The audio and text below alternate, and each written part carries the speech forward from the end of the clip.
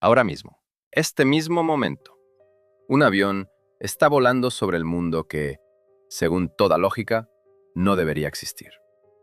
Construido en 1955, hace 70 años, y aún vuela. Pero aquí está lo importante, ninguno de ustedes sabe que está volando. Los gobiernos lo saben, los servicios de inteligencia lo saben, ustedes no. Porque lo que ve, lo que fotografía, eso es secreto de Estado. Y lo seguirá siendo, probablemente, durante otros 100 años. Esta es una historia sobre una máquina que es imposible de reemplazar. Una historia sobre los precios que paga la gente por el conocimiento que no debería poseer. Una historia sobre por qué los gobiernos están dispuestos a matar a sus propios ciudadanos por una sola fotografía aérea. Y lo más importante, esta es una historia que no quieren que escuches. Hoy revelamos lo que ha estado oculto en los archivos durante 7 décadas. Lo que no está escrito en los libros de historia. Lo que aparece en reportes de inteligencia en una sola línea, enterrado entre el sello clasificado y la anotación destruir. Mira hasta el final y comprenderás por qué una máquina creada para ganar la Guerra Fría aún determina la política exterior mundial. En noviembre de 1954, la Agencia Central de Inteligencia presentó a Johnson una tarea que sonaba como una burla al sentido común. El avión debía volar por encima de 21 kilómetros, fotografiar desde esta altitud, poseer un alcance de no menos de 5.000 kilómetros sin reabastecimiento de combustible. Y todo esto tenía que suceder a velocidades que parecían fantásticas según los estándares de la época. Un proyecto aeronáutico estándar tomaba de 3 a 5 años. Esa era la norma sagrada de la industria. Comités, aprobaciones, pruebas, modificaciones, más negociaciones. Burocracia en su peor expresión, pero protección contra desastres. Johnson miró las especificaciones técnicas y dijo, 8 meses. Quienes lo escucharon pensaron que era una figura retórica, una broma, burla, pero Johnson nunca bromeaba. El contrato con la CIA fue firmado el 22 de noviembre de 1954. El primer vuelo del prototipo ocurrió el 1 de agosto de 1955. Pasaron 8 meses y 10 días. Era imposible, y sucedió. Para perspectiva, hoy la certificación de un solo asiento de avión en Estados Unidos toma más de un año. Johnson, en ese mismo periodo, construyó un avión que literalmente alteró la historia del reconocimiento. El milagro sucedió por el lugar donde trabajaba. La división se llamaba Skunk Works, aproximadamente fábrica de mofetas. El nombre provenía de un cómic popular donde así se llamaba la operación secreta de destilación ilegal. Era un taller donde las reglas del sentido común se suspendían, donde la burocracia era sinónimo de muerte del proyecto. La división operaba en completo aislamiento del resto de la corporación, sin reuniones generales, sin procesos de aprobación de la oficina central, informes mínimos, solo los vitales. Johnson tenía 14 reglas personales para la gestión de proyectos. 1. El número de informes debería ser mínimo, pero cada informe debería ser explosivo en contenido. Otra. El gerente del proyecto debe tener control completo sobre todos los aspectos del desarrollo. Según los estándares de una corporación importante en los años 50, esto sonaba casi como herejía, como rechazo de todos los fundamentos de gestión. El presupuesto para el primer lote de 20 aviones fue de $22.500.000. Por ese dinero en 1955, no podrías comprar ni un solo bombardero estratégico B-52. Johnson sabía cómo lograr lo imposible por dinero razonable. Este era el tercer componente de su genio. El avión recibió la designación U-2. Expansión oficial, Utility Aircraft número 2, significando avión de utilidad número 2. Deliberadamente aburrido, deliberadamente anodino, sin insinuación de espionaje, sin secretos. Solo una máquina utilitaria, una de muchas. Este era un engaño consciente, camuflaje estratégico. Nadie realmente lo creía, pero proporcionaba cobertura formal, y eso es todo lo que alguien necesitaba. Ahora Johnson enfrentaba un problema que nadie en la historia de la aviación había resuelto antes. El avión tenía que volar donde el aire era tan delgado que los motores ordinarios comenzaban a apagarse. Donde un humano sin un traje especial perdía la conciencia en segundos. Donde las estructuras de metal tenían que soportar cambios de temperatura extremos, de más 50 grados Celsius en el suelo durante la aceleración a menos 65 en altitud de crucero. Tomó una hoja de papel en blanco y se hizo la pregunta que otros ingenieros usualmente se hacen al final, después de que el dinero fue gastado y el tiempo se perdió. ¿Qué podemos eliminar aquí?, se preguntó a sí mismo. Era una pregunta provocadora, una revolucionaria. La respuesta resultó igual de radical. prácticamente todo. El avión militar estándar de esa era fue construido sobre el principio de más es mejor. Armadura en todas partes posible, protección contra balas y metralla. Múltiples motores. Si uno falla, el segundo te salva. Sistemas de control redundantes. Tren de aterrizaje de tamaño completo con rueda de nariz y dos apoyos principales. La configuración clásica. Armamento, al menos ametralladoras para autodefensa. Márgenes de seguridad enormes, capacidad de carga en exceso en todo. Johnson arrojó este principio a la basura. Armadura, elimínala, peso muerto. Armas, elimínalas, solo ralentizan. Segundo motor, elimínalo. Cada kilogramo ahorrado significaba mayor altitud o mayor alcance. Y la altitud era precisamente lo que todo este esfuerzo era. El resultado se ve extraño incluso en fotografías en blanco y negro. La envergadura alar del U-2 es 24 metros 4 centímetros. Eso es casi lo mismo que un Boeing 737 que lleva 180 personas cómodamente. Sin embargo, la longitud del fuselaje es solo 15 metros 10 centímetros. Una flecha delgada con enormes alas a cada lado, esto no es un caza, no es un bombardero. Un planeador con motor a reacción, eso capta mejor la esencia. Las alas no son accidentalmente tan largas, no es estética ni capricho. Un ala larga crea fuerza de sustentación incluso en aire extremadamente delgado. A 21 kilómetros de altitud, la densidad atmosférica es aproximadamente 7% de la que hay al nivel del suelo. 7% es casi nada, aire que no quiere sostener nada más. Para volar a través de este casi nada, necesitas una enorme área de ala. Pero las alas largas tienen un precio. En tierra, las puntas de las alas del U-2 se cuelgan casi 1 metro bajo su propio peso. Tan flexibles y delgadas que parecen hechas de papel de seda. Esta no es una falla de diseño, es una opción de ingeniería deliberada. En vuelo, esa misma flexibilidad permite que las alas se doblen ligeramente, amortiguando turbulencias y oscilaciones. El peso de despegue de las versiones tempranas era de alrededor de 6.800 kilogramos. La mayoría de este peso era combustible, almacenado en tanques especiales dentro de las alas y fuselaje. El combustible mismo era especial, con baja presión de vapor, para no hervir a gran altitud donde la presión externa se aproxima al vacío absoluto. El queroseno aeronáutico ordinario a 20 kilómetros de altitud se evaporaría directamente en los tanques, convirtiéndose en vapor inflamable. Se seleccionó un motor, Pratt & Whitney J57, especialmente modificado para operar en atmósfera extremadamente delgada. Sin respaldo. Si el motor fallaba sobre territorio soviético, el piloto simplemente bajaba en planeo y esperaba suerte. Más precisamente, esperaba esas alas muy largas, que proporcionaban suficiente tiempo para hacer algo, intentar alguna maniobra, intentar un reinicio. Todo esto sucedía a altitudes donde una brecha en la cabina significaría una pérdida de conciencia casi instantánea. Y aquí aparece un detalle de construcción difícil de tomar en serio hasta que ves una fotografía o video. El U-2 no tiene tren de aterrizaje estándar en absoluto. Está completamente ausente. En lugar de la configuración típica con rueda de nariz y dos puntales principales, hay dos ruedas a lo largo del fuselaje, una adelante, una atrás, como una bicicleta. La aeronave se apoya en tierra inclinándose hacia un ala en un ángulo de aproximadamente 45 grados. Pequeñas ruedas de equilibrio fijadas en las puntas mismas de las alas la mantienen nivelada, llamadas povos, del inglés pogo stick, refiriéndose a un juguete de resorte para niños. Antes del despegue, una cuadrilla de tierra sostiene la aeronave manualmente, evitando que se incline completamente. Cuando la máquina comienza a acelerar por la pista y las alas comienzan a generar sustentación, estos pogos simplemente caen sobre el concreto. Nadie los recoge. Se quedan allí, apartados, hasta que la aeronave regresa horas después, exhausta y llena de fotografías secretas. Esto no fue resultado de fondos insuficientes, no resultado de cronogramas apresurados. Es una decisión de ingeniería deliberada, el precio de cada kilogramo ahorrado. Johnson eliminó absolutamente todo lo innecesario y produjo una aeronave que podía trepar a altitudes donde nadie más en el planeta podía seguir. Pero esa misma solución creó un problema que, durante la fase de diseño, aparentemente recibió consideración mínima. A 21 kilómetros de altitud, la atmósfera prácticamente deja de funcionar. No termina, simplemente se vuelve inútil. La densidad del aire allí comprende aproximadamente 7% de lo que estás respirando ahora mismo, sentado leyendo estas palabras.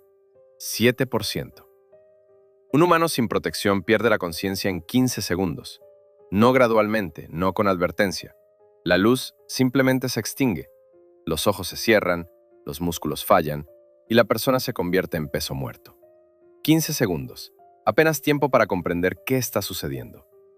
El Everest, la montaña más alta del mundo, alcanza 8.848 metros. Para alcanzar la altitud donde volaba el U-2, tendrías que apilar 2 montañas y media de Everest una encima de la otra. 2 montañas y media. Esto ya no es cielo, esto es casi espacio.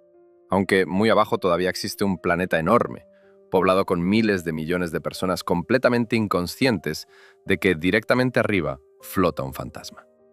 Los aviones comerciales hoy en día cruzan a aproximadamente 10 a 12 kilómetros de altitud. El U-2 volaba el doble de alto. A esta altitud, el cielo tiene un color completamente diferente. No azul, no gris. Negro. Absolutamente negro. Como la noche, como el espacio, como la perdición. La atmósfera es tan delgada que ya no dispersa la luz solar de la manera que las personas en tierra la experimentan. La porción azul del espectro se dispersa por moléculas de aire a nivel del suelo, razón por la cual el cielo se ve azul para nosotros. A 21 kilómetros hay muy pocas moléculas. Casi ninguna permanece. Miras hacia arriba, un abismo de negrura. Miras hacia abajo, la Tierra aparece como una esfera, como la realidad que estás a punto de perder. Literalmente te encuentras suspendido entre planeta y cosmos.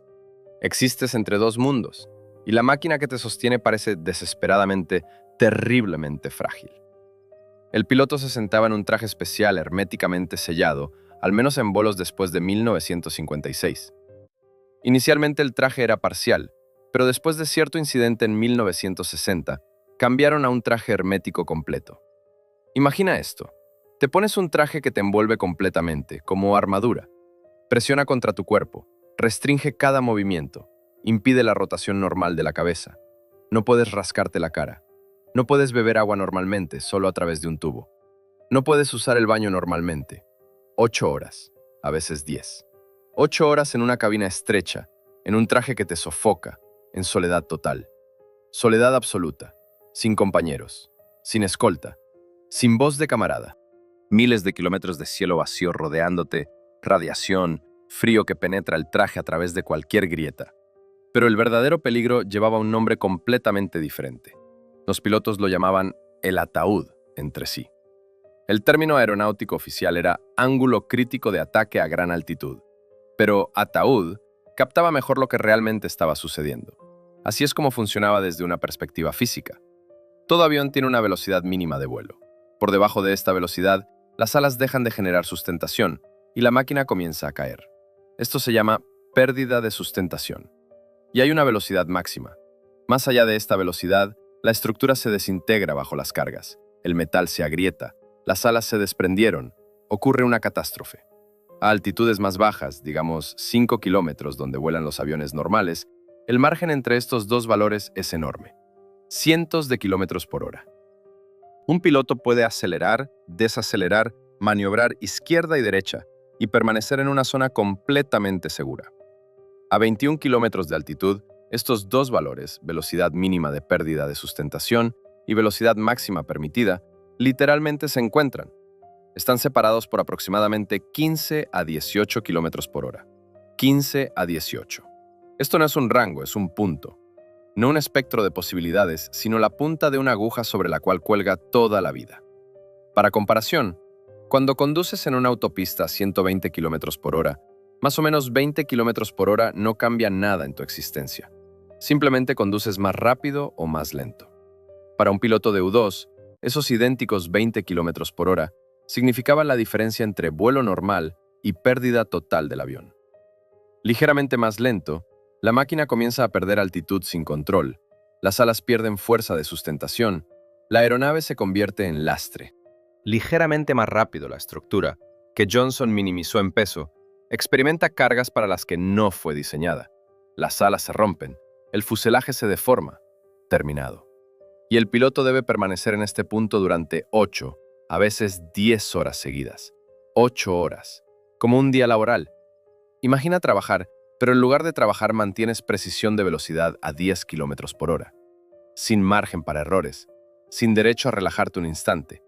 Cualquier turbulencia, cualquier ráfaga de viento inesperada a esta altitud, y el piloto ya está más allá del corredor letal. Ya está luchando contra la máquina. Ya está intentando regresar a este filo de navaja entre vida y muerte. Uno de los primeros pilotos del programa, un hombre llamado Herr Pletton, describió la experiencia después de su primer vuelo así. Estaba solo, silencio absoluto, cielo arriba negro, como mirando al infierno absoluto. La tierra abajo parece un juguete, y debo mantener esta velocidad, simplemente mantenerla. Esto no es imagen poética ni exageración literaria. A esta altitud, el cielo genuinamente aparece exactamente como describió Pletton. Los pilotos de U-2 fueron seleccionados más rigurosamente que los astronautas, y no solo capacidad física, aunque la fisicidad importaba. Probaron la psicología, capacidad para mantener la conciencia y concentración en medio del aislamiento sensorial completo. La monotonía del vuelo de 8 horas, presión nerviosa constante. La mayoría de los candidatos fueron eliminados durante la evaluación psicológica. Fallaron en pruebas porque no podían soportar la idea de estar en tal situación. Aquellos que pasaron la evaluación sabían una cosa absoluta: el momento más peligroso del vuelo aún estaba por venir. No el despegue con su estrés de aceleración y separación del suelo, no el crucero a altitud con su monotonía. El momento más peligroso era el aterrizaje. El aterrizaje de U-2 era un procedimiento imposible de describir brevemente, e independientemente de cómo lo describas, la descripción falla. No porque sea técnicamente complejo, sino porque se ve como si fuera inventado por personas que nunca habían visto un avión real. El problema comenzaba con esas alas largas del U-2 que funcionaban tan perfectamente a 21 kilómetros, volviéndose una pesadilla cerca del suelo. A nivel del suelo, el aire denso crea algo llamado cojín de aire debajo de las alas, fuerza de sustentación adicional. La aeronave literalmente no quiere aterrizar, quiere volar de nuevo, y con cada metro de descenso, este impulso se fortalece. La aerodinámica trabaja contra ti. El piloto se acerca al aterrizaje a aproximadamente 170 kilómetros por hora. El ángulo de aproximación es deliberadamente pronunciado, casi agresivo. Si no te aproximas pronunciadamente, la máquina simplemente se desliza sobre la pista sin tocarla, desperdiciando cada gota de combustible. Ahora suma el hecho de que el tren de aterrizaje de esta aeronave es tipo bicicleta, 2 ruedas a lo largo del fuselaje, sin soporte lateral, estabilidad aproximadamente como un bicicleta que se mueve lentamente. Parece balancearse, pero pierde unos pocos kilómetros por hora de velocidad o inclínate 5 grados y se vuelca. Estabilidad 0. Precisamente por eso un vehículo se paraba al lado de la pista, no por espectáculo, no protocolo. Un segundo piloto experimentado, poseedor de entrenamiento idéntico al piloto de U-2, se sentaba al volante de este vehículo y esperaba. El momento en que el U-2 descendente aparecía al extremo lejano de la pista, el vehículo comenzaba, aceleraba y comenzaba a correr un curso paralelo, intentando mantener la velocidad de la aeronave a exactamente 170 km por hora a lo largo de la pista. El conductor miraba hacia arriba al vientre del avión y comenzaba a contar altitud por radio. 30 pies, 20, 15, 10, 5. Su voz sonaba tranquila, pero este era el minuto más intenso de su vida. En el momento exacto, el piloto de U-2 hacía algo que contradice absolutamente cada instinto de vuelo. Deliberadamente inducía una pérdida de sustentación leve del ala, perdiendo súbitamente fuerza de sustentación. La máquina literalmente caía los últimos metros a la pista. Esto no era un error. Era la única manera de obligar al U-2 a aterrizar en la pista, en lugar de otro kilómetro más allá en campos abiertos. Después de que las ruedas tocaban el concreto, comenzaba la fase final de la pesadilla. La aeronave rodaba por la pista en equipo de bicicleta, careciendo de soportes laterales, con enormes alas abarcando 24 metros queriendo caer a tierra bajo su propio peso. Y algo utterly increíble sucedía. Humanos aparecían en frame, literalmente humanos. El personal técnico de tierra se paraba listo a lo largo de la pista como jueces en una pista. El momento en que U-2 tocaba tierra, corrían tras él. Manijas especiales estaban montadas en las puntas de las alas. Su tarea, agarrar el ala, prevenir que la aeronave se volteara en un lado, sostenerla hasta que se desacelerase lo suficientemente para posicionar los pogos de equilibrio nuevamente bajo las puntas de las alas. Se ve precisamente como intentar atrapar una bicicleta de 24 metros cayendo estrellándose por una pista a más de 100 kilómetros por hora. Y hombres literalmente lo atrapaban con sus manos. Mientras la aeronave desaceleraba, técnicos agarraban las alas, prevenían que tocaran tierra, salvaban la máquina de volcarse. Esto no era una escena de película. Esto sucedía cada única vez que U-2 regresaba de una misión. Ahora recuerda quién se sienta en esa cabina. Un humano que apenas pasó 8 a 10 horas en completa soledad a 21 kilómetros de altitud, donde el cielo es negro como el olvido. Un humano en un traje sofocándolo, nunca soltándolo. Un humano que mantuvo precisión de velocidad a 10 kilómetros por hora durante este periodo completo. Quien apenas ejecutó uno de los enfoques técnicamente más exigentes de la aviación, con una voz en sus auriculares contando altitud. Y ahora, hombres corren tras su aeronave con manos levantadas, intentando atraparlo. Los pilotos de U-2 bromeaban que aprender a volar la máquina no era difícil. Difícil era explicar a las tripulaciones de tierra exactamente qué se requería de ellos cuando presenciaban esto first hand. Difícil era convencer a humanos que necesitaban literalmente atrapar un avión cayendo. Difícil era persuadirlos de que esto era un procedimiento estándar. La máquina estaba lista. Los procedimientos habían sido practicados cientos de veces en vuelos de entrenamiento. Los ingenieros entendían lo que estaban haciendo. Los pilotos entendían que ellos entendían. Ahora permanecía solo una cosa: dirigir esta máquina frágil, letal, increíblemente perfecta hacia el objetivo para el cual toda esta existencia fue. 4 de julio de 1956. La selección de fecha no fue accidental. Día de la Independencia estadounidense. Alguien en la Agencia Central de Inteligencia consideró esta fecha simbólica, apropiada para el primer vuelo sobre territorio soviético. Quizás fue burla, quizás mero coincidencia, pero el U-2 ascendió al aire desde la base aérea Weiden en Alemania Occidental temprano por la mañana, y su ruta atravesó territorio oficialmente considerado absolutamente cerrado para aeronaves occidentales. Nadie se suponía que pasara, nadie podía pasar. Esta era una frontera que nadie se atrevía a cruzar. La ruta fue meticulosamente planeada. La aeronave voló a través de Polonia, luego a través de Bielorrusia, luego profundamente en Rusia, directamente sobre Moscú, sobre Leningrado. Luego un giro noroeste, a través de Plesetsk, a través de Murmansk, hacia la costa noruega.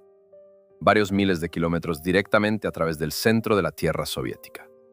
A 21 kilómetros de altitud. En los centros de control de tráfico aéreo soviéticos ese día, señales de radar aparecieron inmediatamente, casi desde el momento del cruce fronterizo.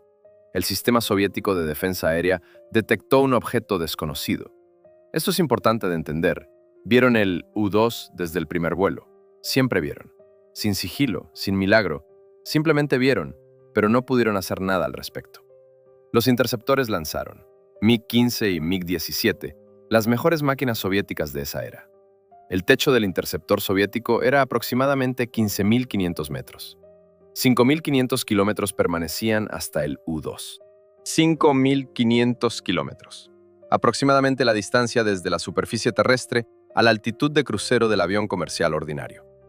Los pilotos de MiG ascendieron en poscombustión a límites absolutos, exprimiendo cada posibilidad de sus motores. Los motores comenzaron a apagarse por aire delgado, la velocidad cayó, las aeronaves perdieron controlabilidad. Los pilotos giraron hacia abajo a sus bases, perdiendo este duelo aéreo. El punto arriba de ellos, invisible, inaudible, inalcanzable, continuó hacia el este, calmadamente, confiadamente, como si ninguna amenaza existiera en absoluto. Las cámaras del U-2 durante un vuelo fotografiaban una franja terrestre de aproximadamente 200 kilómetros de ancho. La resolución de la lente permitía distinción de objetos aproximadamente del tamaño de un titular de periódico grande desde 21 kilómetros de altitud. Esto no es exageración ni alarde de marketing. Estas fueron especificaciones técnicas verificadas de la óptica especialmente desarrollada para este programa. Durante los primeros 2 días de vuelos, 4 y 5 de julio, más de 25 ciudades soviéticas e instalaciones militares fueron fotografiadas. Aeródromos con aeronaves, depósitos de suministros, campos de pruebas, nudos ferroviarios, puntos vitales estratégicos. Lo que la inteligencia estadounidense había especulado durante años, construyendo teorías e hipótesis, ahora yacía sobre la mesa como fotografías en blanco y negro, irrefutables, imposibles de ignorar, evidencia física. En total, para 1960, Aproximadamente 24 misiones de reconocimiento habían sido conducidas sobre territorio soviético. 24 veces el U-2 violó el espacio aéreo soviético, y ni una sola escapó a la detección soviética. Ni una sola. Esto importa más, sabían. El sistema soviético de defensa aérea vio cada vuelo, escuchó cada sonido, rastreó cada movimiento. Y cada vez fue impotente para hacer algo. Cada vez obligado a mirar mientras un enemigo voló sobre tierra soviética, fotografió secretos soviéticos, condujo reconocimiento fotográfico del Estado desde altitudes fuera de alcance. Nikita Khrushchev aprendió de los vuelos en ese mismo 1956. Los militares soviéticos le reportaron la situación clara. La aeronave vuela, la vemos, no podemos alcanzarla. 3 hechos, 3 veredictos. Khrushchev no emitió protesta oficial contra estas violaciones. No porque no quisiera. Quería, seguramente muy quería. Pero no podía, porque políticamente no podía. Una protesta oficial significaría reconocimiento público de algo absolutamente intolerable para el liderazgo soviético. Reconocimiento en voz alta. El espacio aéreo soviético es violado con impunidad. Ninguna aeronave soviética puede alcanzarlo. Una nación que un año antes lanzó el primer satélite artificial de la Tierra, una nación considerándose superior tecnológicamente a Occidente, incapaz de defender su propio cielo contra una sola aeronave de reconocimiento estadounidense. Tal fue políticamente imposible de reconocer públicamente. Imposible decirle a la gente, al partido, al mundo comunista entero mirando a la URSS como vanguardia del proletariado, como símbolo de superioridad tecnológica. Por lo tanto, los canales oficiales soviéticos cayeron en silencio. Silencio. Ni una palabra a la prensa, ni insinuación de problema. Pero en cámaras cerradas del Kremlin y Ministerio de Defensa, trabajo frenético rugía. Desarrollo urgente de contramedidas estaba en marcha. Los diseñadores soviéticos recibieron una orden sonando como posible salvación de reputación estatal. Crear un complejo de misiles antiaéreo capaz de alcanzar el U-2. Capaz al menos a esa altitud. El trabajo procedió varios años. Diseñar tal sistema, conducir pruebas, desarrollar procedimientos de combate, requería prácticamente la porción restante de los años 50. Para 1960, el complejo designado S-75-75, complejo de misiles antiaéreos por clasificación soviética, estaba listo. No completamente, no 100% listo, pero suficientemente preparado para empleo en combate. Varias baterías de este complejo fueron desplegadas en varias posiciones alrededor de Sverdlovsk, luego renombrada Yekaterinburg. Khrushchev esperó. No esperó meramente la habilidad de derribar una aeronave, esperó un momento específico cuando todo se alineara perfectamente, de modo que un piloto capturado, aeronave capturada, prueba capturada de espionaje estadounidense, se convirtieran no meramente en un incidente militar. Esperó convertirla en un arma política. Arma de tal poder que pudiera alterar la configuración entera en el escenario mundial. Ese momento llegó el 1 de mayo de 1960, Día Internacional del Trabajador, el principal feriado estatal de la Unión Soviética. Desfiles militares procedieron a través de ciudades soviéticas, columnas de personas portando banderas rojas, discursos desde tribunas sobre la grandeza del comunismo e invencibilidad soviética. Precisamente en este día, cuando todo el poder de propaganda soviética se dirigía a demostrar las ventajas del socialismo, alguien en la Agencia Central de Inteligencia decidió que este era el momento ideal para una misión de reconocimiento particularmente crucial sobre territorio soviético.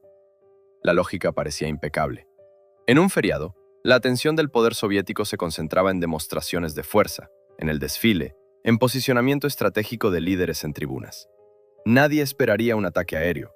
Nadie sería particularmente atento a radares y sistemas de defensa aérea. Este fue un miscálculo catastrófico que alteraría toda la historia del enfrentamiento entre Estados Unidos y la Unión Soviética. Francis Gary Powers se elevó en el aire desde la base aérea Bard en Pakistán a aproximadamente las 6:20 de la mañana hora local. Era piloto experimentado, con más de 500 horas en U-2. Esta operación no era su primera misión de reconocimiento. La ruta procedía a través de Afganistán, a través del mar de Aral, luego a Sverdlovsk, ahora conocido como Yekaterinburg. De allí noroeste, a través de Plesetsk y Murmansk, hacia la costa noruega. El aterrizaje estaba planeado en la base aérea Bodø, en Noruega. La longitud total de la ruta era aproximadamente 6.000 kilómetros. A bordo había equipos de reconocimiento fotográfico de última generación, capaces de registrar instalaciones militares en todo el corredor central de la Unión Soviética. La película de un solo vuelo así proporcionaría a los analistas de inteligencia estadounidenses un mes entero de trabajo intensivo. Las primeras horas del vuelo procedieron nominalmente. Powers mantuvo la altitud designada de 21 kilómetros, controló la velocidad con la precisión de la que la máquina era capaz, hizo anotaciones necesarias en el registro de vuelo. Debajo se extendía la estepa soviética sin fin, luego densos bosques de los Urales. La máquina funcionaba suavemente, sin malfunction. Desde el despegue, su blip había estado presente en pantallas de radar soviéticas. El sistema soviético de defensa aérea lo veía, rastreaba su movimiento, pero no podía tocarlo. Estaba en su vista, pero fuera de su alcance. Para cuando U-2 penetró espacio aéreo sobre la Oblast de Sverdlovsk, baterías S-75 ya desplegadas ocupaban la región. Varios cazas soviéticos fueron scrambled para intentos de intercepción y destrucción. Entre ellos estaba MiG-19, bajo el mando del teniente senior Igor Mityukov. Desempeñaba su deber intentando ascender tan alto como fuera posible para reunirse con el estadounidense. Pero ni siquiera MiG podía alcanzar. La diferencia de altitud permanecía demasiado grande, 15.500 contra 21.000 metros. MiG no podía alcanzar el objetivo, no había forma. Entonces el personal de misiles antiaéreos se comprometió. Aproximadamente a las 9 de la mañana, en la hora local de Sverdlovsk, el primer misil se lanzó hacia el cielo. Powers sintió un impacto súbito, agudo desde atrás. La aeronave se estremeció con su cuerpo entero, como una criatura viviente recibiendo un golpe mortal. Luego vino otro impacto, pero más débil. Los sistemas de control cesaron de responder a los comandos del piloto. Las alas, esas estructuras muy largas y flexibles que mantenían U-2 a 21 kilómetros de altitud, comenzaron a desintegrarse. El fuselaje se deformó. La estructura de U-2, diseñada para máxima ligereza, no contaba con tales cargas. La aeronave comenzó a descomponerse sin control en el aire. Powers poseía un mecanismo de autodestrucción, una carga explosiva con retraso de 70 segundos. De acuerdo con instrucciones, si la aeronave era derribada sobre territorio enemigo, el piloto debería activar esta carga antes de abandonar la cabina. Powers no lo hizo. Posteriormente afirmó que no había tenido tiempo, que la máquina se estaba destruyendo demasiado rápidamente, que todo sucedió demasiado rápido. Esta pregunta lo atormentaría durante toda su vida. ¿Era cobarde? ¿Actuó correctamente? ¿Qué más podría hacer un humano en tales circunstancias? Preguntas sin respuestas, convirtiéndose en cargas de conciencia. Powers salió de la cabina manualmente, luchó contra controles de aeronave que ya no obedecían y desplegó su paracaídas. Vivo, físicamente ileso, descendió sobre tierra soviética.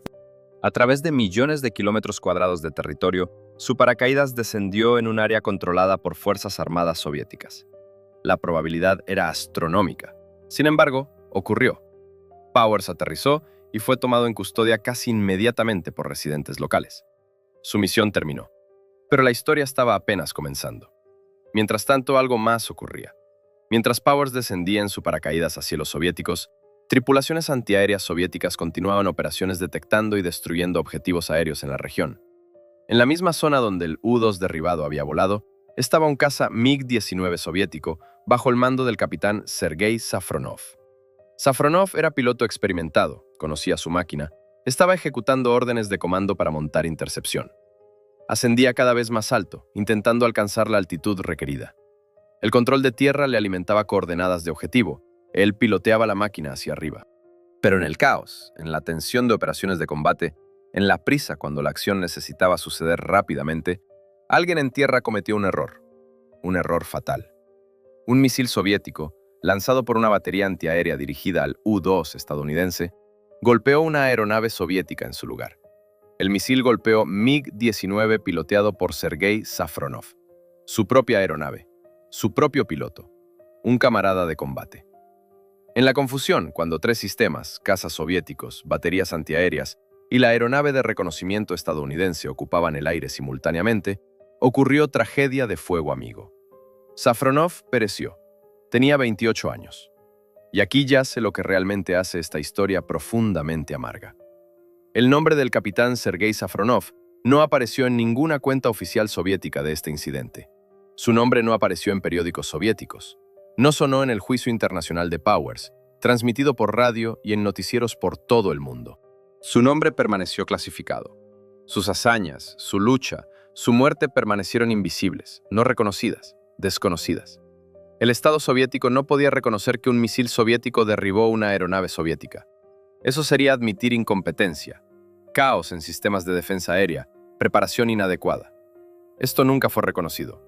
Safronov fue enterrado silenciosamente, en oscuridad. Su familia recibió notificación oficial de que había muerto cumpliendo deberes de servicio, pero detalles permanecieron clasificados. El mundo conoce la historia de Francis Powers, su vuelo, su captura, su encarcelamiento, su juicio, su intercambio. Pero el mundo no conoce la historia de Sergei Safronov, el piloto que murió no por manos enemigas, sino por error de su propio lado. 2 bajas en un día.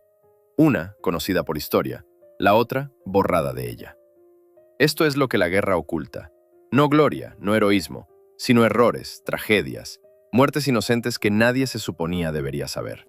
Powers aterrizó y fue tomado en custodia por residentes locales de un pueblo soviético cerca del sitio de los restos. Pero en Washington, nadie lo sabía aún. En la Agencia Central de Inteligencia, el destino de Powers era desconocido inicialmente. Cuando la aeronave no logró comunicarse y no llegó a su sitio de aterrizaje planeado en Noruega, oficiales de turno registraron la aeronave como perdida. Esto había sucedido antes. Vuelos a gran altitud sobre territorio hostil representaban riesgo serio. Las máquinas caían, los pilotos no regresaban. Se presumía que la máquina había sido totalmente destruida por explosiones, que la carga de autodestrucción con retardo de 70 segundos había desempeñado su función. El piloto probablemente no había sobrevivido. Esta suposición formó la base para todo el sistema de control de información subsiguiente. Si el piloto pereció y la aeronave fue destruida, entonces no existía evidencia física.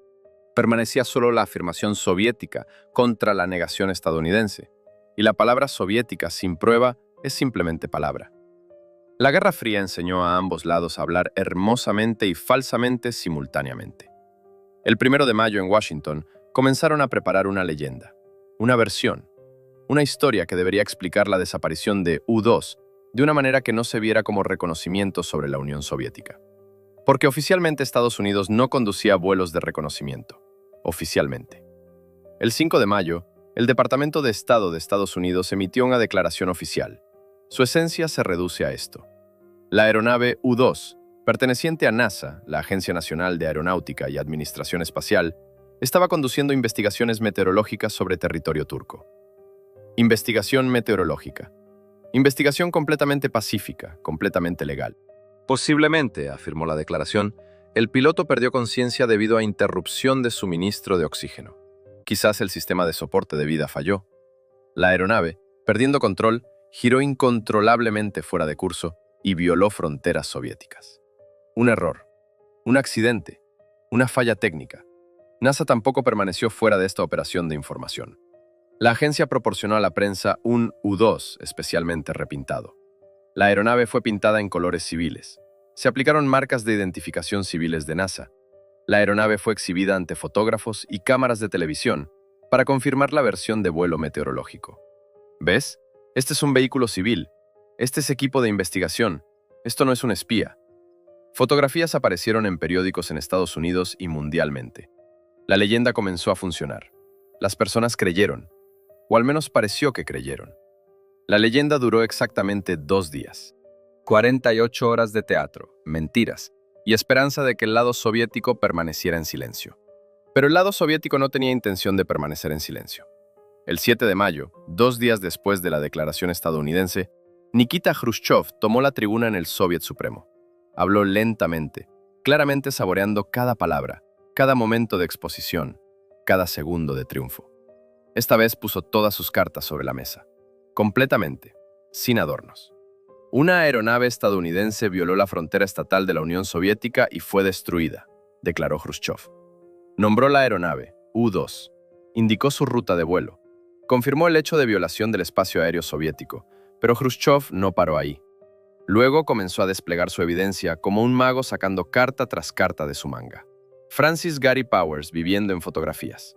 Las imágenes lo muestran en buen estado, ileso, vivo. Prueba de que el piloto no pereció en el accidente. Restos de aeronave con números de serie legibles. equipo de reconocimiento en preservación completa, porque la carga explosiva nunca se detonó. Y lo más importante, película revelada mostrando instalaciones militares soviéticas, aeródromos, posiciones de misiles. Fotografías en blanco y negro, cristalina, poderosa y evidente, irrefutable. Washington fue sumergido en shock. Fueron atrapados en el acto. No simplemente atrapados, humillados, deshonrados en el escenario mundial. Habían construido una hermosa leyenda sobre investigación meteorológica, falla técnica, inocencia. Y esta leyenda entera se desmoronó en polvo en el discurso de un líder soviético. Esto no era meramente un incidente, esto era catástrofe política. Esta era una situación de un hombre atrapado con la cartera de alguien más en sus manos, quien ya 3 veces públicamente explicó que la cartera era suya, que la encontró en la calle, que nadie realmente entiende qué se está discutiendo. Luego un testigo saca prueba de su bolsillo. Eisenhower, sentado en la oficina oval, enfrentó una de las situaciones diplomáticas más complejas de su presidencia. Tomó una decisión sin precedentes en la política estadounidense de esa época. Reconoció públicamente el hecho de vuelos de reconocimiento sobre territorio soviético. Lo reconoció personalmente, oficialmente, sin trucos ni circunlocución. Eisenhower se convirtió en el primer presidente estadounidense en confirmar abiertamente al mundo que su nación condujo espionaje aéreo sistemático contra otro estado. Nadie antes que él había hecho esto tan francamente. Antes de él, los presidentes estadounidenses negaban, evitaban preguntas, empleaban formulaciones diplomáticas. Pero Eisenhower, un viejo militar, alguien acostumbrado a la directez, decidió que enmascaramiento adicional era imposible. La admisión era amarga, pero inevitable. La Cumbre de París, programada para 16 de mayo, se suponía que era el primer encuentro en años de líderes de 4 potencias: Estados Unidos, la Unión Soviética, Gran Bretaña y Francia. Enormes esperanzas se depositaban en esta reunión. Se creía que en París se podrían discutir problemas globales, encontrar terreno común, suavizar confrontación. Los diplomáticos se prepararon, se elaboraron acuerdos preliminares, se estableció la agenda. Khrushchev llegó a París. Llegó físicamente, pero rechazó negociaciones espiritualmente y políticamente. Apareció ante periodistas y declaró que las negociaciones no ocurrirían hasta que Estados Unidos emitiera disculpas oficiales por vuelos de espionaje. Demandó contrición pública. El lado estadounidense rechazó. Eisenhower no se disculparía. Reconoció el hecho, pero no ofreció disculpas. Esto era un asunto de orgullo, dignidad nacional. Reconocí el hecho, pero no estoy pidiendo perdón. Soy presidente de Estados Unidos. La cumbre se cerró sin abrir nunca. Líderes de 4 grandes potencias vinieron a París a discutir paz, pero se dispersaron a sus casas sin intercambiar una palabra. Historia de diplomacia llamaría este momento uno de los fracasos más simbólicos de la Guerra Fría. Una máquina, un piloto, un vuelo transformó toda la configuración política en el escenario internacional. La exposición de Khrushchev destruyó no meramente la leyenda estadounidense, destruyó la esperanza de reconciliación. Ahora, sobre un detalle usualmente pasado por alto por historiadores, uno que revela la misma esencia de esta historia. En la persona de Powers, mientras ejecutaba su misión, había un objeto, una moneda de plata ordinaria a primera vista, $1, moneda estadounidense, nada notable. Pero dentro de esta moneda había una cavidad oculta. Dentro de esta cavidad había una aguja delgada. La aguja estaba recubierta con veneno de acción instantánea. El veneno fue derivado de moluscos marinos, una toxina que actúa dentro de segundos. Esto no era un instrumento de guerra, esto era un instrumento de muerte.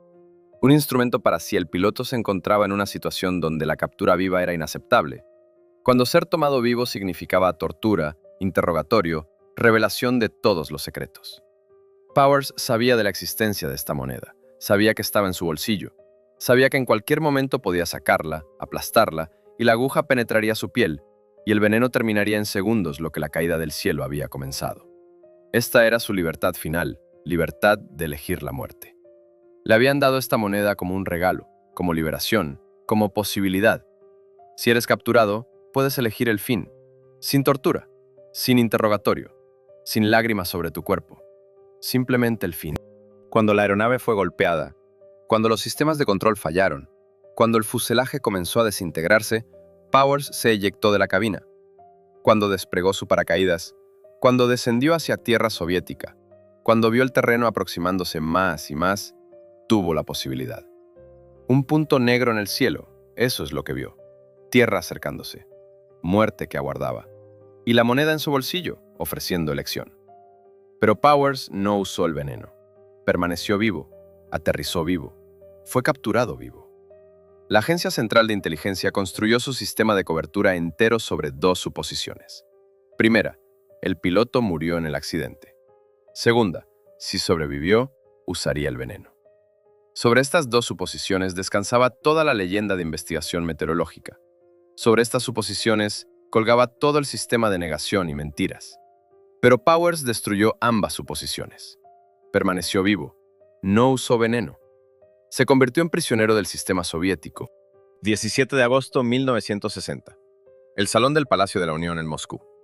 Este fue un juicio espectáculo organizado por el Estado soviético para demostrar ante el mundo entero el crimen del imperialismo estadounidense.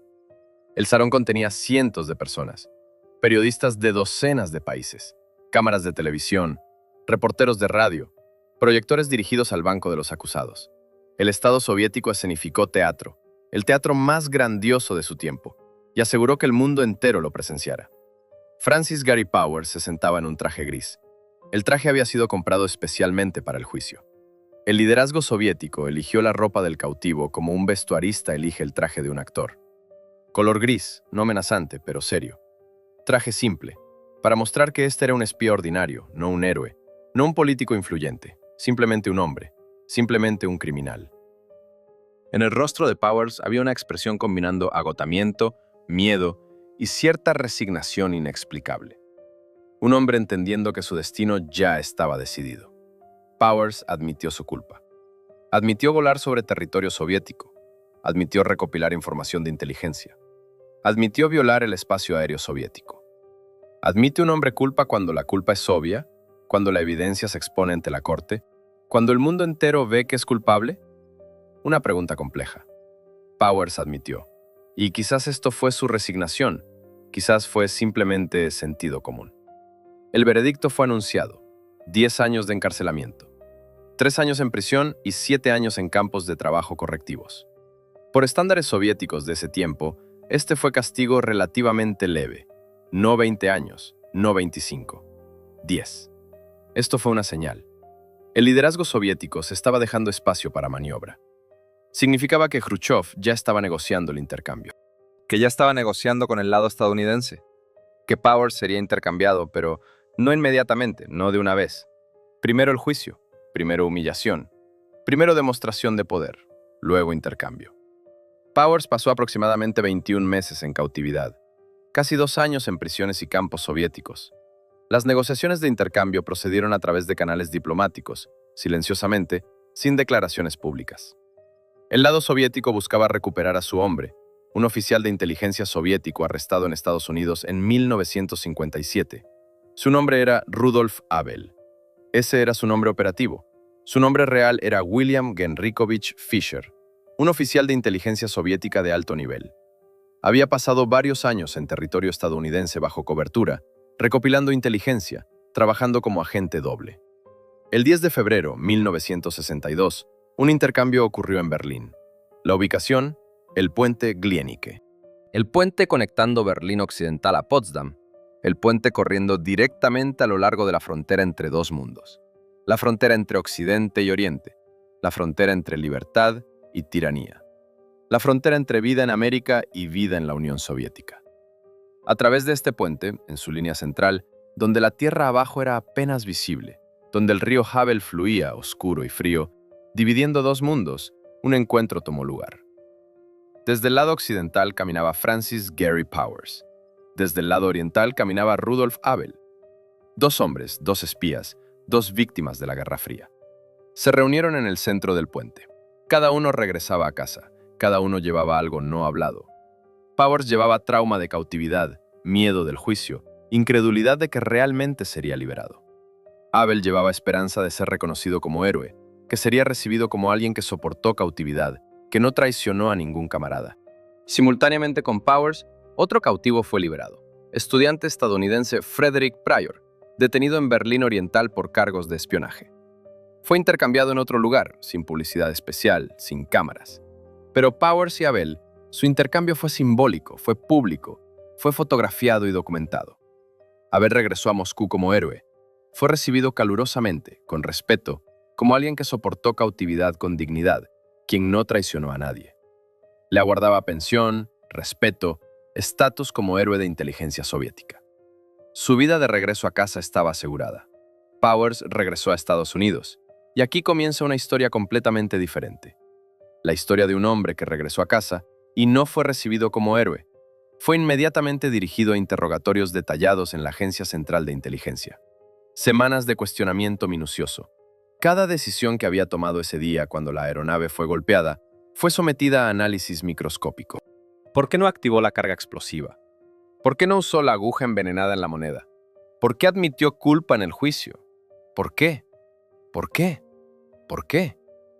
Preguntas sin respuestas satisfactorias, porque ninguna respuesta satisfacía a nadie. Oficialmente, Powers fue exonerado.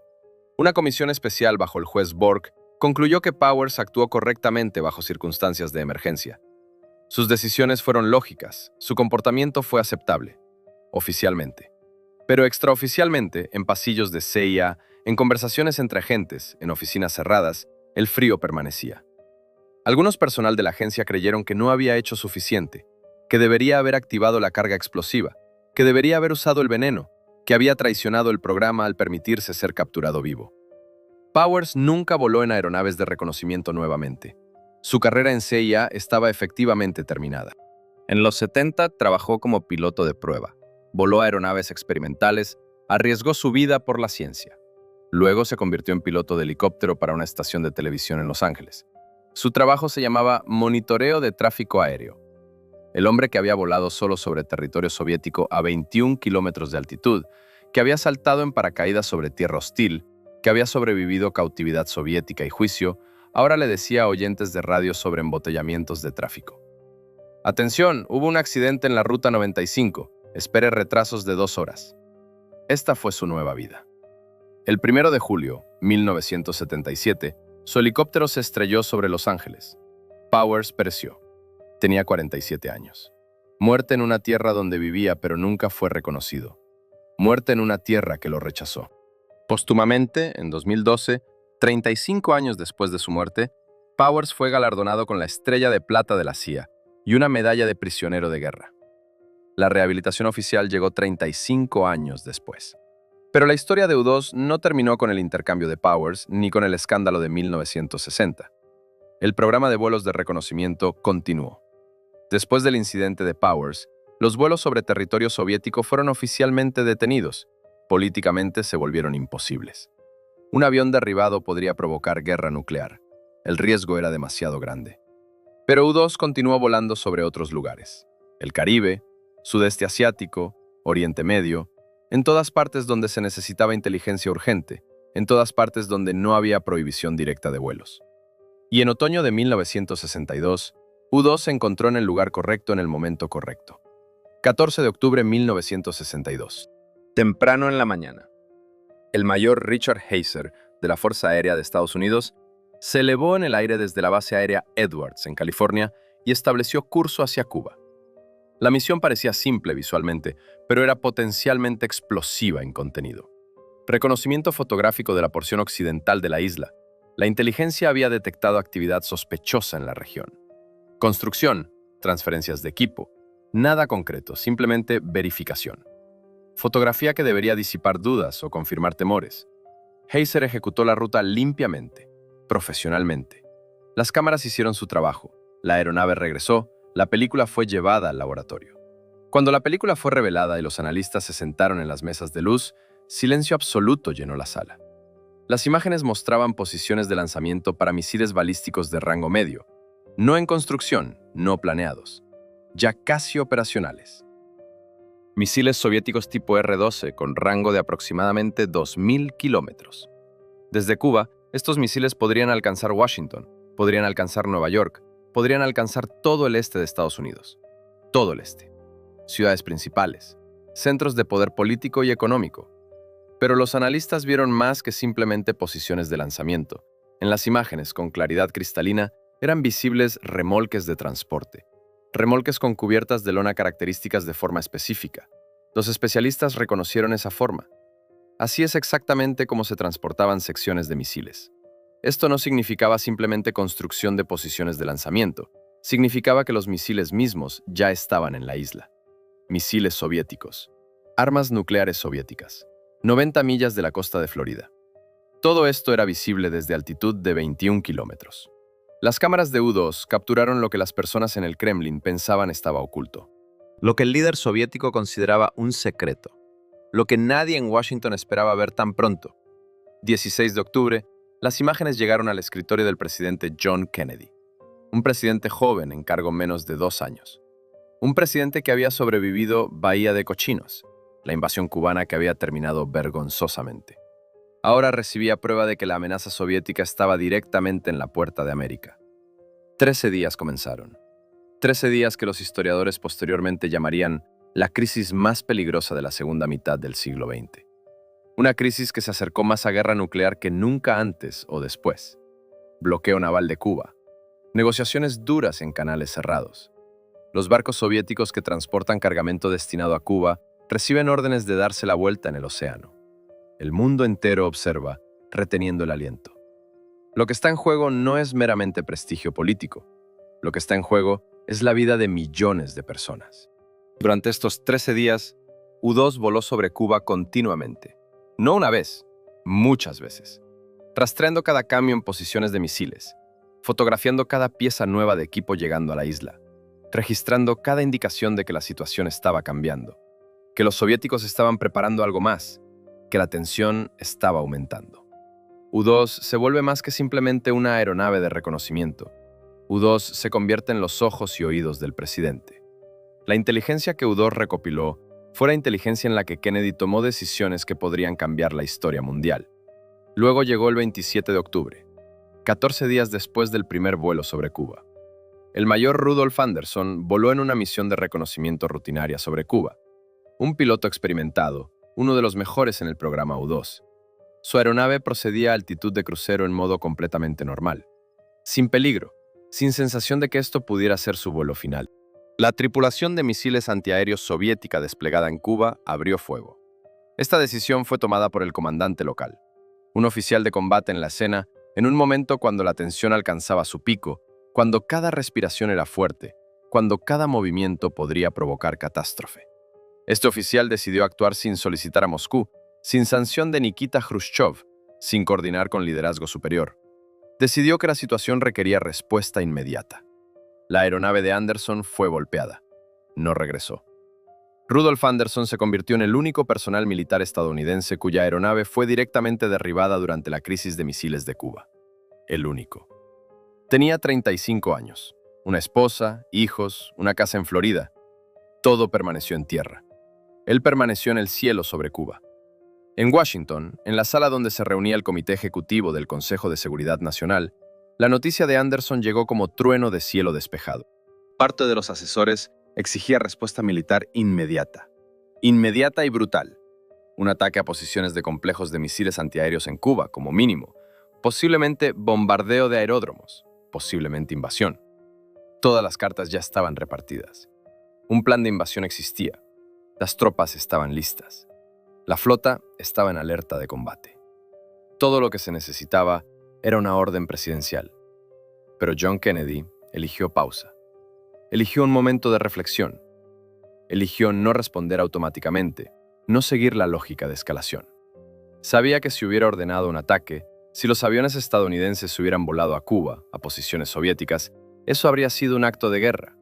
Y un acto de guerra contra fuerzas soviéticas en presencia de armas nucleares soviéticas podría llevar a guerra nuclear. A lo que los historiadores llamarían la Tercera Guerra Mundial. A lo que habría significado el fin de la civilización occidental, el fin de la civilización oriental, el fin de todo.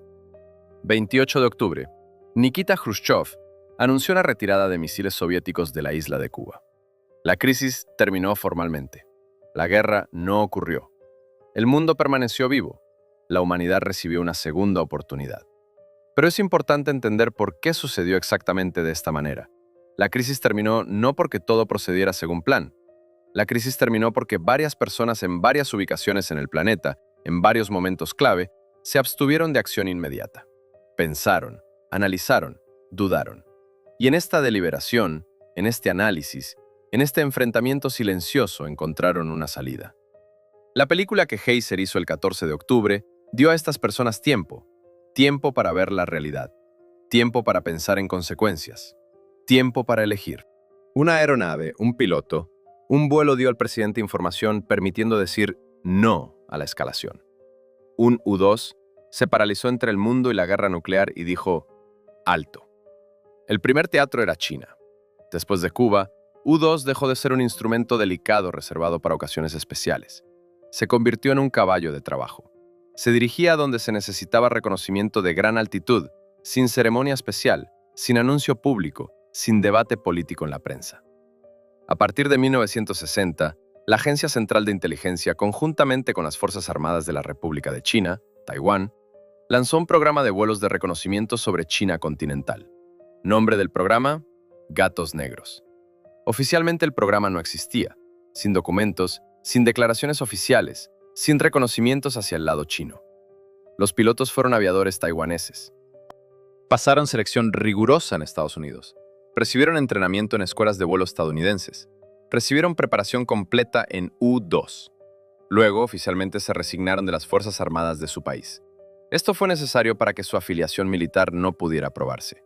Si hubieran sido derribados sobre China continental, el liderazgo estadounidense podría negar participación. Esta fue práctica estándar de Guerra Fría: usar pilotos de terceros países para ocultar al organizador verdadero de la operación. De 1960 a 1974, el Escuadrón de Gatos Negros condujo aproximadamente 220 misiones de reconocimiento sobre territorio de la República Popular China. 220 veces U-2 voló sobre tierra china, recopilando inteligencia. Fotografiaron instalaciones nucleares, fotografiaron bases militares, documentaron infraestructura estratégica. El programa nuclear chino fue sustancialmente documentado precisamente desde la cabina de U-2. Lo que los chinos consideraban secreto militar profundo, los analistas estadounidenses veían en fotografías de blanco y negro de alta resolución. Pero la Unión Soviética había para entonces proporcionado a la República Popular China complejos de misiles antiaéreos llamados Dvina. Estos eran los mismos complejos S-75 que derribaron a Francis Powers sobre Sverdlovsk. Dvina, en designación soviética, S-75 en clasificación. Ahora estaban en tierra china, desplegados en posiciones, listos para uso en combate. Y no meramente parados, los diseñadores soviéticos refinaron este complejo específicamente considerando las características de U-2, desarrollando contramedidas, métodos de detección, formas de lograr impactos. 5 aeronaves de Gatos Negros fueron derribadas sobre China continental. 5 máquinas. Varios pilotos no regresaron, cayeron en tierra china. Su destino desconocido. Sus nombres no sonaron en crónicas oficiales. El programa permaneció clasificado. El gobierno de Taiwán no reconoció su existencia. El gobierno estadounidense no confirmó participación. Las familias de pilotos recibieron notificación oficial de que sus seres queridos murieron desempeñando deber, pero sin detalles, sin razones, meramente el hecho. Esta fue asimetría sorprendente. U-2 voló sobre la Unión Soviética durante varios años con prácticamente sin pérdidas. Sí, una aeronave fue derribada, Powers, pero generalmente el programa estadounidense recopiló exitosamente inteligencia sobre territorio soviético. Sobre China, la imagen fue completamente diferente. Comenzando cuando complejos soviéticos aparecieron en posiciones, las pérdidas comenzaron. La asimetría se explicó simplemente. Los diseñadores soviéticos refinaron el complejo Dvina, específicamente considerando las características de U-2, considerando la experiencia lidiando con esta aeronave sobre la URSS. Cuando China recibió este misil, recibió una versión mejorada, adaptada a esta amenaza específica. Paralelo al programa sobre China, corrió un teatro completamente diferente: Vietnam. A partir de 1964, U-2 voló regularmente sobre sudeste asiático. Aquí la tarea fue completamente diferente. No reconocimiento estratégico de instalaciones, no recopilación de inteligencia sobre armas nucleares o misiles. Observación táctica, rastreo de movimientos de tropas, documentación de equipo moviéndose a lo largo de caminos y senderos. El reconocimiento fue conducido a lo largo de la llamada Ruta Ho Chi Minh, una red ramificada de caminos y senderos atravesando Laos y Camboya, a lo largo de la cual fluía suministro continuo de norte a sur. A lo largo de estos senderos se movían camiones, motocicletas Hombres llevando municiones, comida, combustible a frentes en Vietnam del Sur. La ruta Ho Chi Minh era la arteria vital del ejército de Vietnam del Norte. Durante una salida sobre Vietnam, un piloto capturó película de una columna de equipo, una columna extendiéndose por 80 kilómetros y más. 80 kilómetros. Eso es como la distancia de una ciudad a otra. 80 kilómetros de un flujo móvil de equipo, tropas, municiones, camiones, tanques, vehículos blindados de transporte, hombres a pie. Todo esto estaba en una columna, moviéndose en una dirección, noreste. Datos de esta salida fueron descifrados y entregados al comando literalmente dentro de 4 horas de aterrizaje. 4 horas. Por estándares de ese tiempo, este fue resultado increíble. Usualmente datos de reconocimiento se conocían días o semanas después. Aquí fueron horas. La velocidad de procesamiento de información se convirtió en un arma. U-2 no era meramente recopilando inteligencia. La estaba recopilando con tal velocidad que el comando recibía información operativa, inteligencia utilizable para tomar decisiones de combate aquí y ahora. Pero hacia fines de los años 60 quedó claro. El diseño base de U-2, creado en 1954, estaba agotando sus recursos de modernización. Los nuevos sistemas de reconocimiento requerían cada vez más espacio a bordo. El nuevo equipo era más voluminoso, más pesado, requería más energía, demandaba mejor integración con la aeronave. El fuselaje, cuya estructura fue completada 15 años antes, físicamente no podía albergar todo este equipo. Su volumen estaba agotado. Su margen de seguridad, diseñado por Johnson para cargas específicas, ya estaba consumido. La máquina que fue una maravilla en los 50 estaba comenzando a convertirse en un cuello de botella en los 60. Podía volar, pero no podía albergar el nuevo equipo necesario para mantener el nivel de efectividad de reconocimiento. En 1968, la versión U-2R entró en servicio. Esto fue esencialmente no meramente una actualización, fue una aeronave casi completamente nueva, construida en una base antigua. La envergadura alar creció de 24 metros 4 centímetros a 31 metros 400 centímetros. Eso es 7 metros más. La longitud del fuselaje creció de 15 metros 10 centímetros a 19 metros 20 centímetros. Eso es 4 metros más. El nuevo motor Pratt & Whitney J75 proporcionaba mayor empuje a altitud de crucero, permitiendo que la aeronave se elevara aún más alto, volara aún más lejos. La carga útil aumentó muchas veces. La máquina podía llevar más equipo, más combustible, más capacidades. Pero el principio permaneció sin cambios. Alas largas, un motor, tren de aterrizaje tipo bicicleta, un piloto en traje hermético, altitud máxima. La esencia de la máquina no cambió. Johnson, desarrollando U-2 en los años 50, lo diseñó tan precisamente para su nicho que el margen de seguridad que incorporó se reveló durante décadas. Nuevos componentes se integraron en filosofía vieja. Nueva aviación trabajó con estructura existente. La modernización afectó detalles, no la esencia. La máquina permaneció siendo máquina de Johnson, simplemente una versión más poderosa y funcional. La Guerra Fría terminó en 1991. El muro de Berlín cayó. La Unión Soviética se derrumbó. El mundo cambió fundamentalmente. Formalmente, la razón principal por la que U-2 fue creado en absoluto había desaparecido. La cortina de hierro cayó. El enfrentamiento entre dos sistemas que había definido cada decisión desde 1947, desde el comienzo de la Guerra Fría, terminó. U-2 debería haber sido retirado. Debería haber ido a un museo. Debería haberse convertido en una exhibición, un monumento a una era pasada. No lo hizo. En 1990, cuando la Unión Soviética aún no se había derrumbado completamente, cuando la Guerra Fría ya estaba terminando pero continuaba, U-2 voló sobre Irak.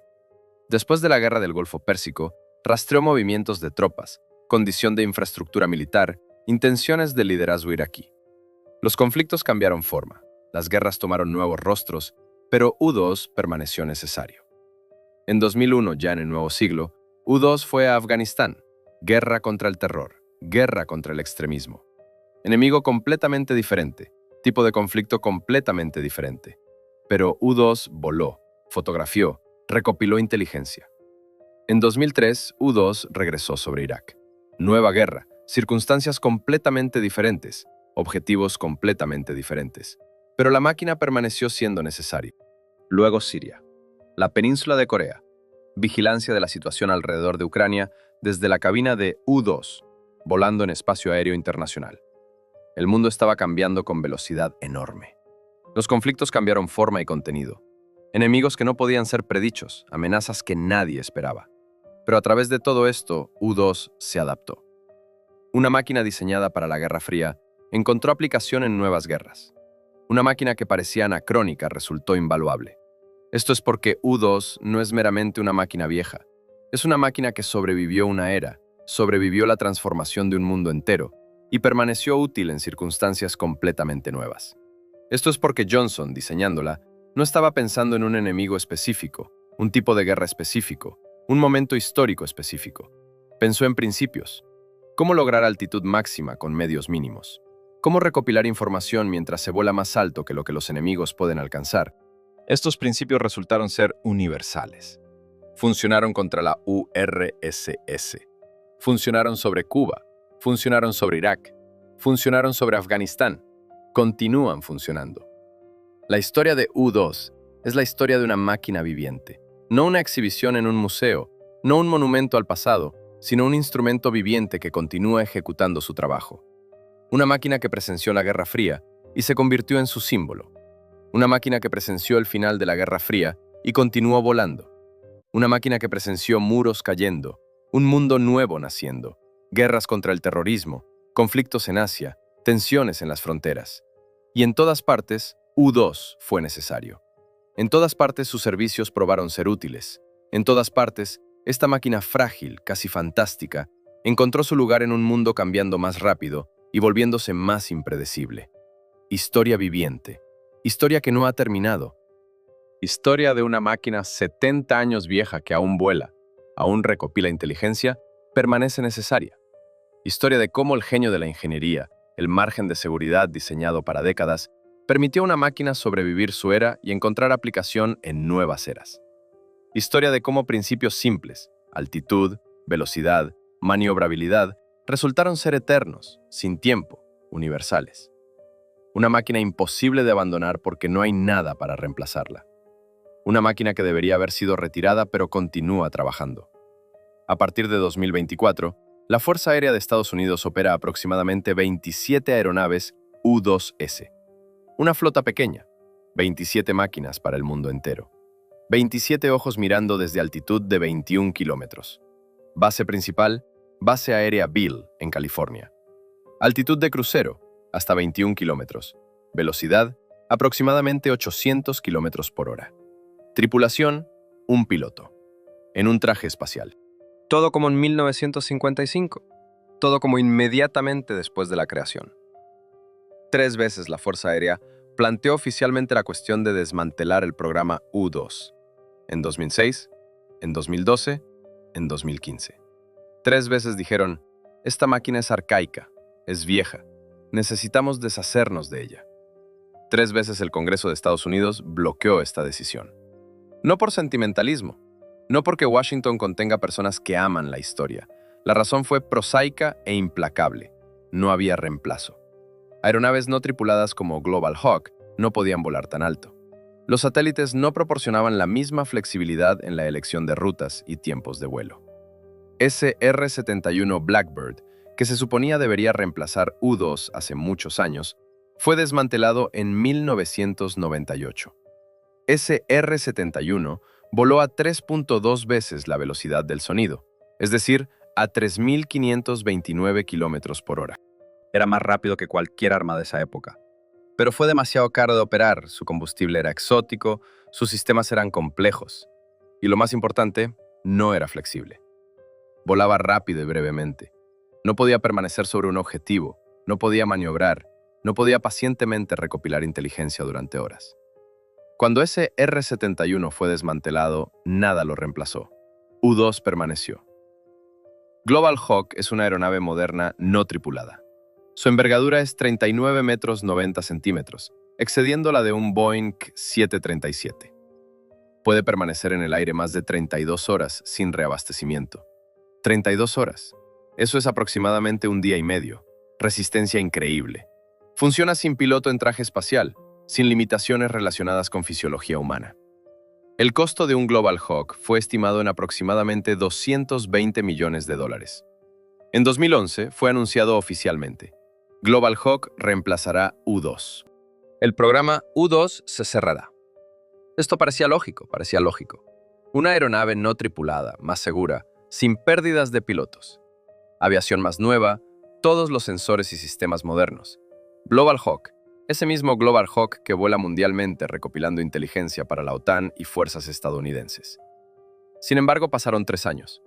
En 2014, esta decisión fue invertida. Resultó que el techo práctico de Global Hawk es aproximadamente 18.000 metros. U-2 vuela a 21 kilómetros, es decir, 21.000 metros. 3 kilómetros de diferencia. En papel, esto no parece catástrofe. 3 kilómetros en el cielo, ¿qué significa eso? Pero en realidad, 3 kilómetros de altitud significa diferencia en zona de cobertura de sensor. 3 kilómetros significa diferencia en protección de complejos de misiles antiaéreos modernos. 3 kilómetros significa diferencia en calidad de fotografías obtenidas usando la misma óptica. Además, el costo operativo por hora de vuelo para U-2 resultó ser significativamente menor que Global Hawk para tareas similares. La Fuerza Aérea pasó años planeando el reemplazo. Condujeron todos los cálculos necesarios, compararon características, y finalmente llegaron a una conclusión que suena como burla de la modernidad. Mantuvieron en servicio una aeronave desarrollada en 1954 porque ningún aparato moderno podía desempeñar sus funciones mejor. Este es un paradoja de perfección. Este es un paradoja de genio.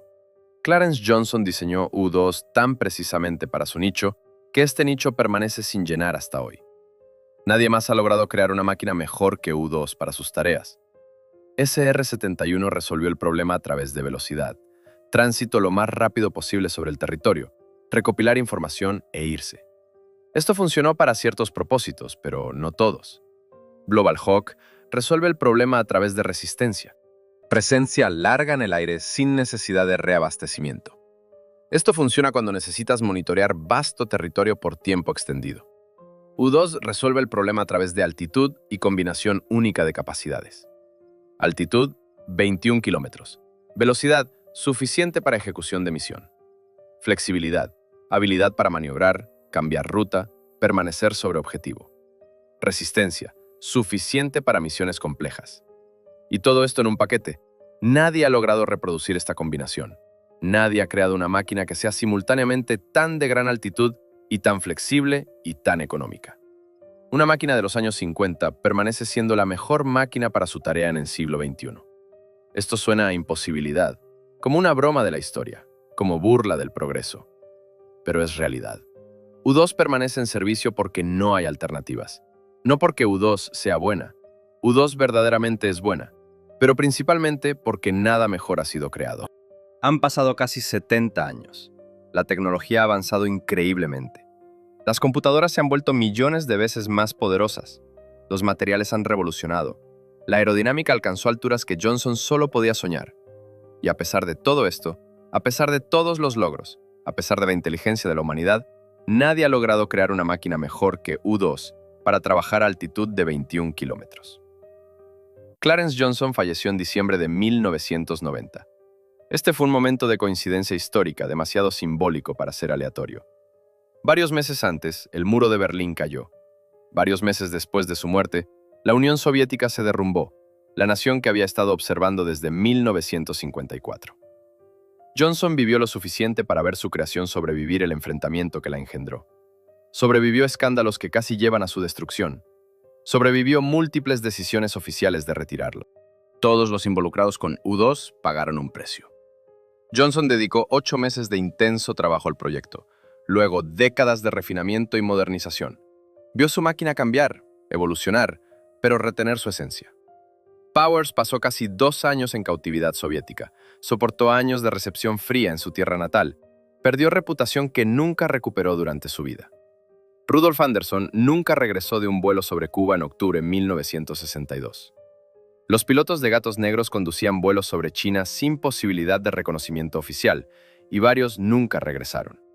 Cada uno de ellos dio a esta aeronave algo real, y la aeronave continuó volando. Continuó volando sin importar. Continuó volando a través de todos los escándalos, todas las guerras, todos los juegos políticos. Eso es lo que significa leyenda en su sentido más verdadero. No es un nombre grandioso, no es una exhibición en un museo bajo una placa, no es un monumento de mármol y bronce. Leyenda es cuando una cosa sobrevive a todos los que la crearon, la usaron e intentaron reemplazarla, y permanece siendo necesaria, permanece funcionando. Al muy comienzo de esta historia, llamé U2 un dragón. Un dragón no se domestica en sentido completo. Un dragón no es mascota doméstica. Los pilotos más experimentados en el programa U2 hablaban de esta aeronave exactamente así. La máquina te tolera mientras eres lo suficientemente bueno. Pierde concentración, comete un error de solo 15 km/h con velocidad y te lanzará sin advertencia, sin segunda oportunidad. Un dragón demanda perfección. Un dragón no tolera errores. Un dragón no perdona debilidad. Mira todo lo que ha sucedido alrededor de esta aeronave durante 7 décadas. Escándalos en el escenario internacional, crisis diplomáticas, políticos mintiendo al mundo entero, oficiales militares tomando decisiones sin autoridad superior, agentes de inteligencia nunca reivindicados durante sus vidas. El dragón no es culpable de nada de esto. Simplemente voló a donde fue dirigido. Voló a altitudes de las que era capaz, tomó fotografías, regresó o no regresó. Aeronaves U-2. Durante la historia operativa completa han sido perdidas en cantidades de aproximadamente 25 unidades por varias razones. Accidentes, pérdidas en combate, fallos técnicos. Eso es significativo para una máquina con tales horas de vuelo y tales misiones. Pero las que permanecieron continúan volando. Ahora mismo. Este momento exacto, mientras escuchas estas palabras, un U-2 está en algún lugar en el aire. No en un museo, no en una exhibición estática, en el aire, a altitud de 21 kilómetros, donde el cielo es negro, como la muerte, como el espacio, como el abismo. Donde la Tierra aparece como un mapa en clase de geografía. Un piloto en un traje hermético se sienta en una cabina estrecha manteniendo velocidad en un corredor de 15 km/h de ancho. Ese es su trabajo. Esa es su tarea. Por eso está aquí. Las cámaras funcionan. Los datos se registran. Se toman fotografías. Nadie sabe exactamente qué está sobrevolando U-2 en este momento. Nadie sabe qué secretos está registrando. Nadie sabe qué decisiones serán tomadas basadas en estas fotografías. Así está diseñado. Parte del sistema, ignorancia pública, secreto operacional, clasificación de inteligencia. Hace 70 años, un hombre con una hoja de papel en blanco se hizo una pregunta. No, ¿cómo hacemos esto? No, ¿dónde obtenemos recursos? No, ¿quién puede ayudar? Simplemente, ¿qué podemos eliminar aquí? Respondió esa pregunta radicalmente. Eliminó armadura, eliminó armas, eliminó el segundo motor, eliminó todo lo innecesario, todo lo no absolutamente vital. Eliminó tanto que creó una máquina de la que ahora no puedes eliminar nada. Paradoja de la historia, ironía del tiempo. Una pregunta sobre qué eliminar lleva a la creación de algo imposible de eliminar, porque no hay nada para reemplazarlo, porque nadie creó mejor, porque la perfección, una vez lograda, es imposible de superar. U-2 vuela, ahora mismo. En algún lugar sobre el mundo, en el borde de la atmósfera, entre planeta y espacio. Un piloto en un traje que sofoca, una máquina que tolera solo perfección, una historia que nunca termina, una leyenda que vive, ahora mismo. En algún lugar sobre el mundo, en el borde de la atmósfera, entre planeta y cosmos. Un piloto en un traje que sofoca, una máquina que tolera solo perfección, una historia que nunca termina, una leyenda que vive. Pero aquí hay una pregunta que nadie se atreve a hacer en voz alta. ¿Cuántos secretos mantiene U-2 todavía? ¿Qué fotografías nunca fueron desclasificadas? ¿Qué misiones permanecen en archivos que no se abrirán durante 100 años? Porque la historia de inteligencia es la historia de lo que la gente no debe ver, lo que el mundo no está listo para conocer, lo que los gobiernos están preparados para esconder para siempre. ¿Y qué piensas tú? ¿Qué se oculta en esos archivos? ¿Crees que U-2 sigue volando sobre lo mismo sobre lo que voló hace 70 años? ¿Sobre secretos que el mundo nunca sabrá? ¿O hay otra versión? Escribe en los comentarios. Comparte tu teoría. Porque esto no es historia de libros de texto. Esta es una historia de preguntas sin respuestas. Si quieres conocer la verdad, dale like a este video. Si te interesan historias que los gobiernos preferirían olvidar, suscríbete al canal y activa las notificaciones para ser el primero en acceder a materiales oficialmente considerados olvidados, pero que continúan viviendo en los archivos. La historia de U-2 no ha terminado. Está volando ahora mismo. hacia arriba en el cielo negro, a donde nadie puede seguir, en algún lugar allá afuera, en el vacío entre las estrellas.